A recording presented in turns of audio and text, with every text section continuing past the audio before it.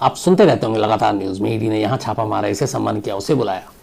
उसी कड़ी में आज दोपहर अचानक ऐश्वर्या राय बच्चन दिल्ली में जामनगर में, जो पार्लियामेंट से मुश्किल से 1.5 किलोमीटर की दूरी पर है, वहाँ हाजिर होती हैं। ईडी ने 2 बार उनको सम्मन भेजा था, एक लास्ट नवंबर में भेजा था, और अब उन्होंने कुछ माफ़ी मांगी थी, कुछ बिजी थी कि बाद में हालांकि मेल पे जवाब दिया, पर वो पेश नहीं हुई, पेशी से छूट ली, लेकिन आखिरकार आज उन्हें पेश होना पड़ा पनामा पेपर्स लीक्स के मामले में। ये नाम आपने सुना होगा, कई क्राइम तक फैमिली मेंबर ने मुझे कई बार कहा था पनामा पेपर लीक की कहानी सुनाइए, बट इसमें इतने सारे पेचोखम उलझन, इतने सारे गणित, लॉ फर्म, फाइनेंस, टैक्स चोरी, तो मुझे लगा कि कितना पढ़ना पड़ेगा, तो मैं टालता रहा था। बट आज ऐश्वर्या राय बच्चन की जब पेशी हुई तो मुझे लगा यह मौका सही है, तो आज आपको कहानी सुनाता हूँ। शायद अब तक की सबसे बड़ी जो एक खोजी पत्रकारिता जिसे कहें, ये उसका नतीजा है पनामा पेपर लीक्स। दुनिया भर के बड़े बड़े ताकतवर लोग, बड़े बड़े बिजनेस घराने के लोग, स्पोर्ट्स की फील्ड के लोग, film star, prime minister, president, ये सारे लोग लपेटे में हैं इस पनामा पेपर लीक्स में। तो सबसे पहले कहानी की शुरुआत ये होती है कि पनामा है क्या। पनामा एक छोटा सा देश है जो नॉर्थ और शायद मध्य अमेरिका के बीच में एक द्वीप है, वहां पर है, और कुल मिला के 41-42 लाख आबादी है इस देश की, पनामा की, और इसके कैपिटल को पनामा नगर कहते हैं।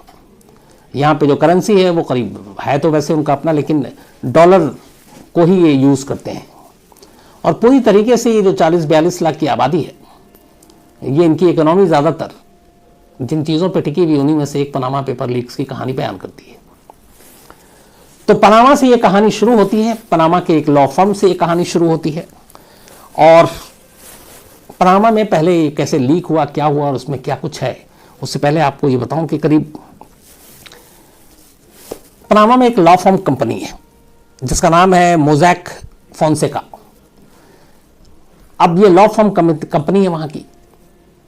अब ये करती क्या है, तो ये कंपनी करती यह है कि दुनिया भर के बड़े बड़े लोग, जो धनवान लोग हैं, अमीर लोग हैं, जिनके पास बेइंतहा पैसा है, और साथ में वो लालची भी हैं, करप्ट भी हैं, बेईमान भी हैं, अब उन्हें अपने पैसे को खपाना है, टैक्स तो देना नहीं है, तो टैक्स चोरी करनी है, तो क्या करें। तो ये कंपनी उनके लिए आइडियल कंपनी है। वो कहती है तुम आओ, हम तुम्हें टैक्स चोरी करना, मनी लॉन्ड्रिंग, पैसे को बचाना, ये सारी चीज़ें हम तुम्हें मुहैया कराएंगे सुविधा, बदले में उनकी कुछ मामूली सी फीस होती है।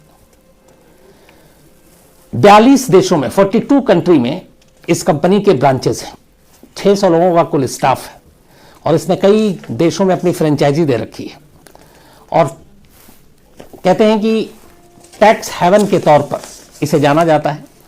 अब तक जो है इस तरह के पैसों को और सारी जो काला बाजारी वाली बात होती, टैक्स नहीं देना है, दुनिया में 2 देशों का नाम लिया जाता था, एक स्विट्जरलैंड और एक हांगकांग, जहाँ पे आप आराम से अपने पैसे को जमा करा सकते हैं, आपको पता भी नहीं चलेगा, गुप्त रखा जाएगा, इनकम टैक्स बाकी चीज़ों से लेना देना नहीं।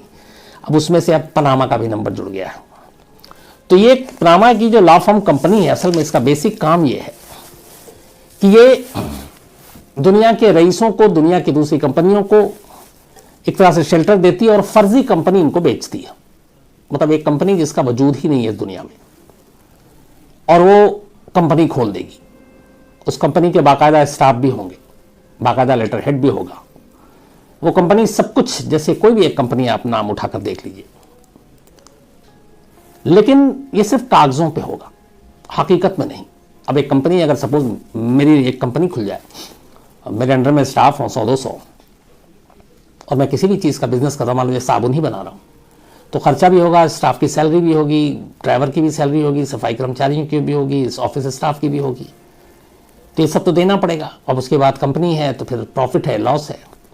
लेकिन यहाँ ये है कि इस लॉ फर्म कंपनी ने दुनिया भर में ये कहा कि हम आपको कंपनी बेच रहे हैं और एक कंपनी आपके नाम पर खोल रहे हैं, और उसके सारे आपके कागजात और सारी चीज़ें कर ली। अब उसके लेन देन, प्रॉफिट, ये सब गुप्त है।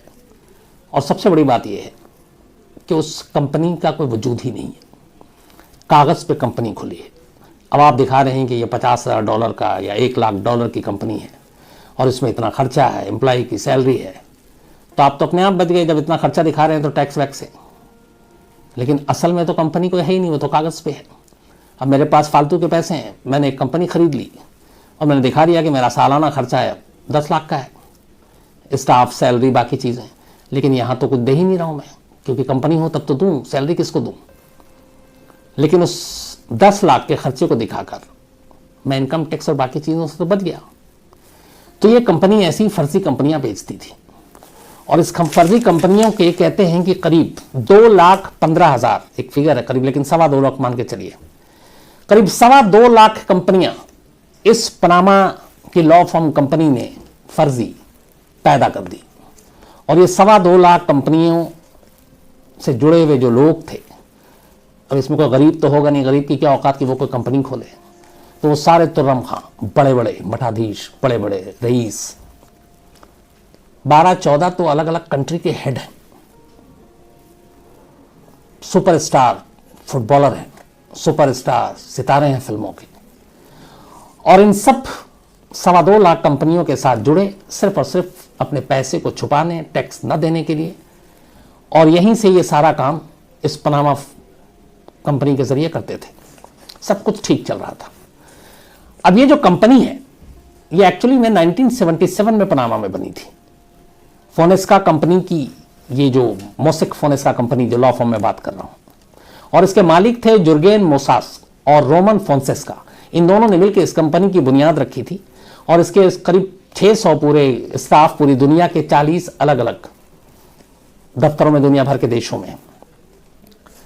2.25 लाख, जैसा मैंने आपको बताया, ये कंपनियों के लिए फर्म काम करती है। 2.25 लाख, इनमें से हो सकता है 4, 5, 10 हज़ार कंपनियां एग्जिस्ट भी करती हूं, लेकिन ज़्यादातर सिर्फ कागज़ों पे काम करती है। जो कंपनी है नहीं उसके लिए काम कर रही है। सबसे अधिक इस लॉ फर्म की जो कंपनियां रजिस्टर्ड दिखाई गई हैं वो ब्रिटेन की है। अब ये कंपनी ठीक ठाक चल रही थी 1977 से। हुआ ये कि इस कंपनी के जुड़े हुए जो कुछ लोग थे,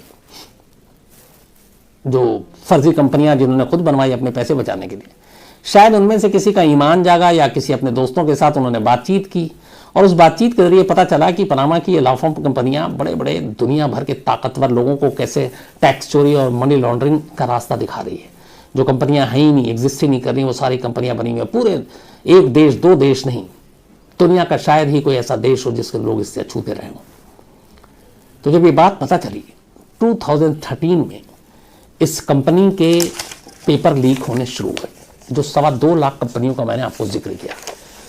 किसने किया ये आज भी एक राज है, लेकिन एक गुमनाम शख्स ने इस पेपर को लीक किया, और इसके करीब 1 लाख, बल्कि 1 करोड़ 10 लाख डॉक्यूमेंट्स जो कंपनियों से और दुनिया भर के लोगों से जुड़े हुए थे, 1 करोड़ 10 लाख डॉक्यूमेंट्स, दस्तावेज उसने हासिल कर लिए पनामा पे इस कंपनी से, लॉ फर्म से। उसके बाद उसने उसको अलग अलग पेन ड्राइव और उसमें भर के, जिसमें से यह है कि 2.6 TB का डेटा था पनामा पेपर लीक्स का। तो उसने ये सारी चीजें ली, और लेने के बाद 2013 की ये बात है, 2013 में इसको पहली बार लीक किया गया, और इसको लीक किया गया एक जर्मन न्यूज़पेपर है उसके पास इसे भेजा गया, और वहां भेजा गया कि ये किस तरीके से दुनिया के ताकतवर लोग फर्जी कंपनियों के नाम पे अपने पैसे, अपने देश के पैसे छुपा छुपा कर यहां पे लाकर रख रहे हैं, और जिस कंपनी का कोई वजूद नहीं और सब टैक्स चोरी कर रहे हैं। तो एक जर्मन न्यूज़पेपर था एसजेट, उससे इन्होंने कांटेक्ट किया, और ये सारे जो डॉक्यूमेंट्स थे 1 करोड़ 10 लाख इस कंपनी से जुड़े हुए, वो उन्होंने उस न्यूज़पेपर को दे दिया। अब उस न्यूज़पेपर को भी ये देख के उसका दिमाग घूम गया। अब 1 करोड़ 10 लाख डॉक्यूमेंट्स पेपर पढ़ना अपने आप में, मतलब एक न्यूज़पेपर के एम्प्लॉय टोटल कितने होते होंगे? तो चूंकि न्यूज़पेपर में भी काम किया, अभी चैनल में हूँ, तो 200 अगर मैक्सिमम बहुत ज़्यादा ले लें तो 300, 400, अब कहाँ 1 करोड़ 10 लाख डॉक्यूमेंट्स। अब ये सारी चीज़ें आ गई। अब जब ये जर्मन न्यूज़पेपर ने इसको जो भी देखना शुरू किया, तो उनके भी रोंगटे खड़े हो गए, कि उसमें नाम ऐसे ऐसे थे बड़े बड़े लोगों के। आगे चल के मैं उनका नाम आपको सबको बताऊंगा। और हर देश के पता नहीं कितने कितने लोग, जैसे अपने इंडिया के 500 नाम है इस पनामा पेपर लीक्स में, जो इस टैक्स चोरी और इन सारी चीज़ों में फंसे हुए हैं। तो अब उस जर्मन न्यूज़पेपर को लगा कि ये उसके अकेले बस की बात नहीं है, तो वो क्या करे। इसी के बाद उसने तय किया कि इस पर एक बड़ी जांच होनी चाहिए, और इस जांच के लिए बड़े पैमाने पे लोगों की जरूरत पड़ेगी। तब अमेरिका की एक एनजीओ आगे आई और अमेरिका की इस एनजीओ ने आगे आने के बाद दुनिया भर के मीडिया हाउसेस से संपर्क किया कि ये अब तक का सबसे बड़ा खुलासा है, लेकिन इसको स्टडी करने की जरूरत है। ये नहीं कि पेन ड्राइव में किसी ने दिया और किसी का नाम ले लिया तो बस उस नाम भर से आप उसको रुस्वा कर दें, आप उसे बदनाम कर दें। पहले उसकी जांच होनी चाहिए, उसकी ऑथेंटिसिटी को चेक करना चाहिए। तो इसी के बाद इस जर्मन न्यूज़पेपर और उस अमेरिकन एनजीओ की मदद से एक इन सारे डॉक्यूमेंट्स को एक फोरम बनाया गया, international consortium of investigative journalism, ICIJ। और इस ICIJ को यह काम सौंपा गया कि वो इन 1 करोड़ 10 लाख दस्तावेजों की पड़ताल करे, जांचे कि ये कितना सच है कितना झूठ है।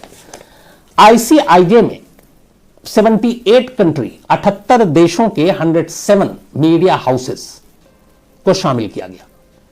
इस 1 करोड़ 10 लाख दस्तावेज को परखने के लिए 78 कंट्री के 107 मीडिया हाउसेस, क्योंकि कुछ कंट्री के एक से ज्यादा मीडिया हाउसेस थे, उनको शामिल किया गया। अब 107 मीडिया हाउसेस, 107 मीडिया हाउसेस के अराउंड 400 जर्नलिस्ट जो इन्वेस्टिगेटिव जर्नलिस्ट थे, खोजी पत्रकार, उनको इसमें शामिल किया गया कि आप इन सारे पेपर को चेक करें। इंडिया की तरफ से इस ICIJ में जिस मीडिया ग्रुप ने हिस्सा लिया वह इंडियन एक्सप्रेस, रामनाथ गोयनका जी का अखबार, और मैं खुशनसीब हूं कि मैं उस अखबार के साथ जुड़ा रहा। उसके हिंदी वर्जन जनसत्ता के साथ मैंने 7 साल काम किया था। तो इंडियन मीडिया में इंडियन एक्सप्रेस की आज भी छवि और इमेज बहुत अच्छी है। हालांकि इधर थोड़ा सा डामाडोल हुआ है, लेकिन इंडियन एक्सप्रेस हमेशा एंटी एस्टेब्लिशमेंट न्यूज़पेपर के तौर पे जाना जाता है। तो इंडियन मीडिया में 107 मीडिया हाउस जो ऑल ओवर पूरे वर्ल्ड के थे, उसमें से हमारे देश से इंडियन एक्सप्रेस को चुना गया और 78 देश के 400 जर्नलिस्ट ने मिलकर इस पनामा पेपर जो लीक हुआ था इसकी स्टडी शुरू की। 8 महीने तक इस पर स्टडी किया।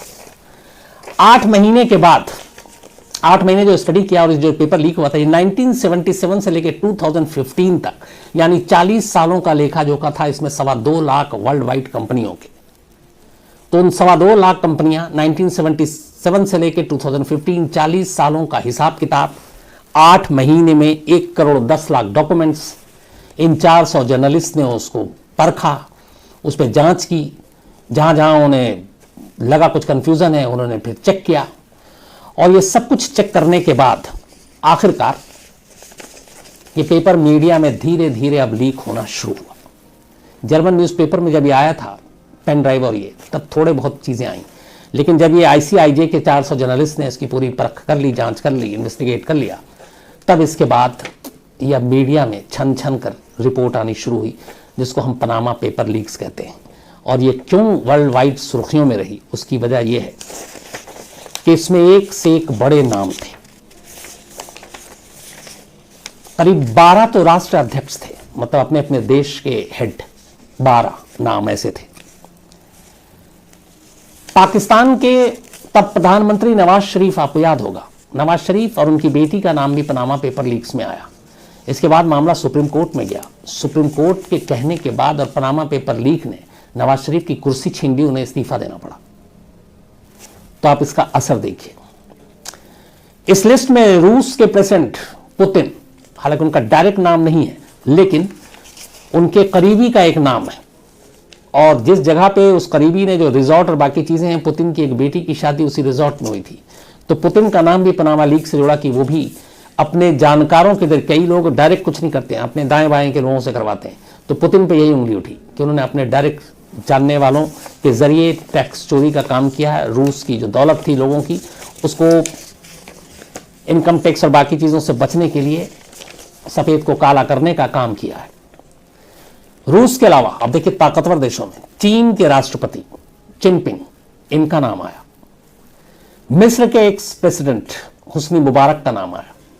पाकिस्तान के प्राइम मिनिस्टर का आपको पता है नवाज शरीफ का नाम आया। सीरिया के प्रेसिडेंट बशर अल असद का नाम आया। पाकिस्तान के ex prime minister Benazir Bhutto का भी नाम आया।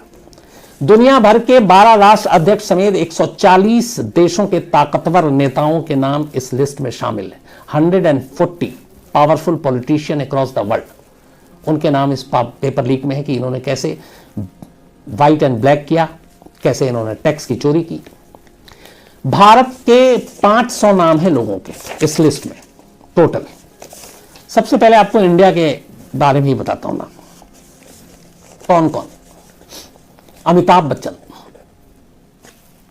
अभिषेक बच्चन, ऐश्वर्या राय बच्चन।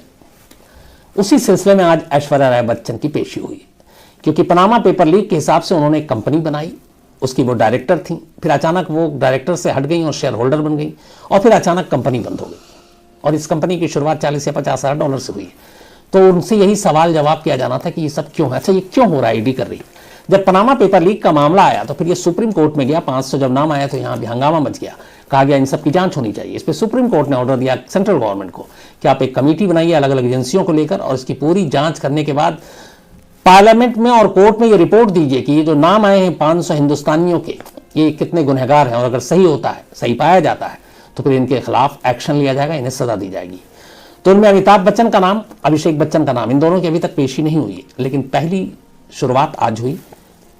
बच्चन साहब की बहू ऐश्वर्या राय बच्चन आज ईडी के सामने पेश हुई इसी पनामा पेपर लीक्स में, और अभिषेक बच्चन, अमिताभ बच्चन का भी नाम है, आने वाले वक्त में उनसे पूछताछ हो सकती है।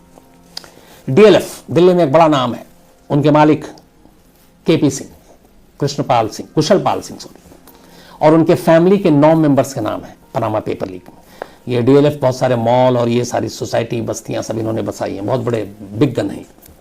Sameer Gehlot India bulls group के चेयरमैन एंड फाउंडर है, इनका नाम है।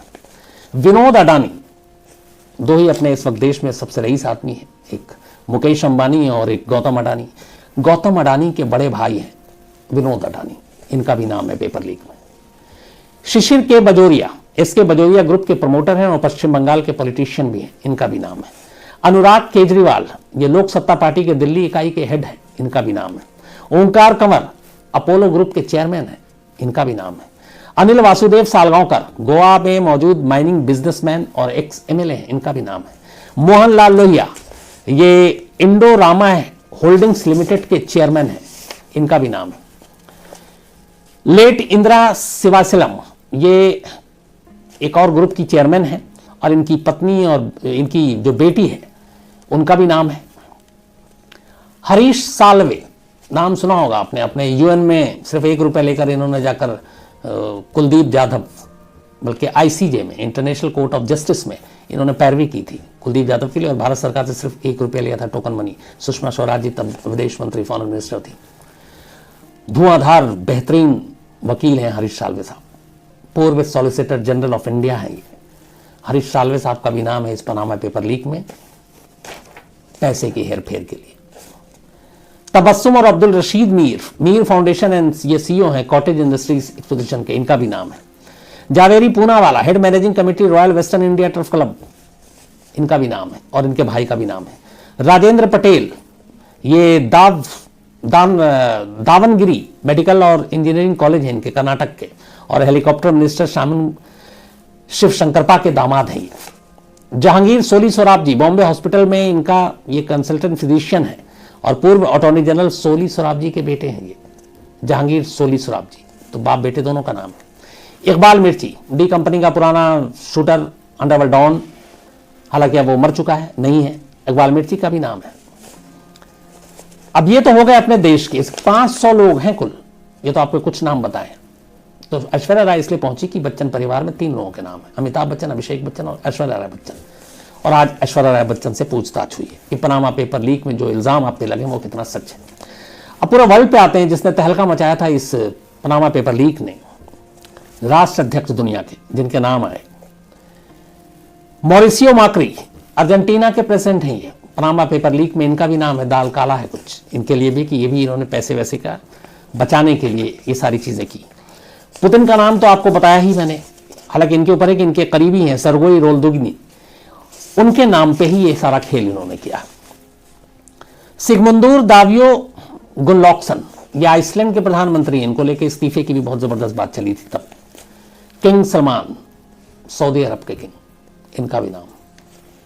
शेख खलीफा बिन जायद, यूएई के प्रेसिडेंट हैं ये, मतलब दुबई, शारजा, अबू धाबी, ये सब जो 7 कंट्री हैं यूएई में, उन सबको मिलाकर हर बार ये होता है कि एक का प्रेसिडेंट होगा तो एक का प्राइम मिनिस्टर होगा। जैसे अगर चूंकि शेख बिन जायद ये अबू धाबी से आते हैं तो ये प्रेसिडेंट है, तो प्राइम मिनिस्टर दुबई का होगा, फिर बारी आएगी शारजा की, फिर आएगी रसल खेमा की, जो अलग अलग सब हैं यहाँ पे, फिर शारजा, ये सारी चीज़ें मिला के। तो सऊदी अरब के किंग का भी नाम है और यूएई के प्रेसिडेंट का भी नाम है, शेख खलीफा बिन जायद। बुर्ज खलीफा इन्होंने खरीदा है जो दुबई में है। पाउलो लाजरोंको यूक्रेन के एक्स प्राइम मिनिस्टर हैं, इनका भी नाम है। पेत्रो पेरोशेंको ये यूक्रेन के प्रधानमंत्री हैं, इनका भी नाम है। ये सारे राष्ट्र अध्यक्ष। अब और आइए कुछ अच्छी चीज़ों पे बताता हूँ, जो अच्छी क्या बोलूँ, मतलब हमें लगता है कि ये सब बड़े बड़े सितारे हैं, लेकिन पैसा हर इंसान को पता नहीं कहीं ना कहीं लालच में चोर भी बना ही देता है। वरना कौन सोच सकता है कि दुनिया जिसकी दीवानी है, इतने पैसे एक एक सीजन के लिए। मेसी की बात कर रहा हूं मैं, फुटबॉल के सुपरस्टार। दो ही नाम है इस वक्त, रोनाल्डो और मेसी। मेसी और उनके फादर का भी नाम है पनामा पेपर लीक में। एक और फुटबॉलर है मिशेल प्लेस्टिनी, इनका भी नाम है। एक और फुटबॉलर है लियोनार्डो ओलेओ, इनका भी नाम है, और ये लेस्टर सिटी के टॉप स्कोरर रहे थे। गैब्रियल इवान हेंज अर्जेंटीना के ये खिलाड़ी हैं और मैनचेस्टर यूनाइटेड और रियल मैड्रिड के लिए भी खेल चुके हैं, ये भी पनामा पेपर लीक में है। इसके अलावा ली शियालोंग चीन के एक्स प्रेसिडेंट और उनकी बेटी का भी नाम है इसमें। यान कैमरन ब्रिटेन के प्रधानमंत्री डेविड कैमरन के फादर, ब्रिटेन के, उनका भी नाम है। मरियम सफदर पाकिस्तान के जो ex prime minister Nawaz Sharif, उनकी बेटी का नाम है। अला मुबारक मिस्र के पूर्व राष्ट्रपति हुस्नी मुबारक के बेटे और बिलियनर बिजनेसमैन है, इनका भी नाम है। मुनीर मजीदी मोरक्को के किंग हैं और उनके पर्सनल सेक्रेटरी और बड़े बिजनेसमैन, इनका भी नाम है। ये उनके किंग के पर्सनल सेक्रेटरी हैं। क्लाइव खुलुबेसे ये दक्षिण अफ्रीका के राष्ट्रपति जैकब जुमा के भतीजे हैं, इनका भी नाम है। तो अब ये सारे नाम वर्ल्ड के करीब 500 हिंदुस्तान के, ये है पनामा पेपर लीक्स। तो अब धीरे धीरे जब लीक हुआ तो हर देश ने अपने अपने यहां जांच कमेटी बिठाई और कहा कि ये सब जो लोग फर्जी कंपनियां, जो कंपनी इस दुनिया में है ही नहीं, सिर्फ कागज पे है, पैसे बचाने के लिए, टैक्स को छुपाने के लिए बना रहे हैं और खेल कर रहे हैं इतने सालों से, इनके ऊपर जांच करो और अगर ये गुनहगार है तो इन्हें उनके हिसाब से सजा दो। तो फेमा के तहत इसमें चूंकि फॉरेन करेंसी इन्वॉल्व है, जो ऐश्वर्या राय बच्चन का केस, उसमें यह कि उन्होंने एक कंपनी बाहर खोली है और वो डॉलर में सारी लेन देन हुई है, तो अब वो हैं तो भारतीय नागरिक, तो उनको उस हिसाब से सारी चीज़ें बतानी पड़ेंगी। और यहाँ जब जांच हुई तो पता चला कंपनी नाम की तो कोई चीज़ नहीं है, तब वो सारे पैसे, वो सारी चीज़ें, उनको हिसाब किताब देना होगा। अब इस पर जुर्माना भी हो सकती है और गिरफ्तारी भी हो सकती है अगर साबित हो गया तो ये आज ऐश्वर्या राय की वजह से पनामा पेपर लीक्स मुझे आप तक पहुंचाने में काफ़ी मेहनत मशक्कत करनी पड़ी, क्योंकि हार्डकोर क्राइम में क्या होता है कि मुझे पता होता है कि मुझे क्या कहना है, क्या बोलना है, और समझ में आता है, सब्जेक्ट मेरा है तो उस पर मेरी बपौती है। लेकिन जहाँ फाइनेंस और ये सारी चीज़ें आ जाती हैं तो थोड़ा सा नर्वस भी होता हूँ और फिर लगता है कि यार जिस बारे में ज़्यादा जानकारी नहीं हो तो ज़्यादा मत बोलो। तो अगर मुझसे इसमें कोई गलती हुई होगी तो एक क्राइम तक फैमिली, चूँकि फैमिली में इसीलिए कहता हूँ थोड़ा चालाक हूँ, ताकि कभी गलती करूँ तो आप फैमिली समझ के मुझे माफ़ कर दें और बुरा ना माने। तो इसमें भी अगर कुछ कहीं पे हिसाब किताब कुछ गड़बड़ हुआ तो मैं उम्मीद करता हूँ आप बहुत प्यार से मुझे माफ़ कर देंगे। बाकी क्राइम के हार्डकोर की बाकी ऐसी खबरें सुनाने में मुझे भी मज़ा आता है और आप लोगों को भी सुनने मज़ा आता है, बट कभी कभी ऐसी कहानियाँ भी सुन लेनी चाहिए। तो आज कहानी में इतना ही, लेकिन ख़त्म। दोस्तों आज की स्टोरी आपको हमारी कैसी लगी कमेंट बॉक्स में हमें बताना ना भूलें। और दोस्तों इसी तरह की क्राइम स्टोरी सुनने के लिए अपने चैनल को लाइक करें, सब्सक्राइब करें और हमारी वीडियो को ज़्यादा से ज़्यादा लोगों को शेयर करें। और दोस्तों मैं आपको यही बताता हूँ कि क्राइम से सावधान रहने के लिए आपको एक से एक अच्छे उपाय अपनाने चाहिए, जो कि मैं हर वीडियो के अंत में बताता हूँ। तो मेरी हर वीडियो के अंत में वो उपाय देखें और अपने आप को और अपनी फैमिली को सुरक्षित करें। तो मैं कल आपके लिए 20 ऐसे पॉइंट लेके आने वाला हूँ, जैसे कि हमने एक एक्सपीरियंस के तौर से 20 ऐसे उपाय लिखे हैं, जिससे कि आप उन्हें सुन के अपने जीवन में ढाल के आप क्राइम से बहुत सुरक्षित हो जाओगे। और दोस्तों किसी भी चैनल से आप क्राइम स्टोरी सुनते हैं तो कृपया मैं आपसे यही गुजारिश है कि उन स्टोरियों से अपने जीवन में कुछ ना कुछ सीखिए और उस स्टोरी को अपने जीवन में ढालिए।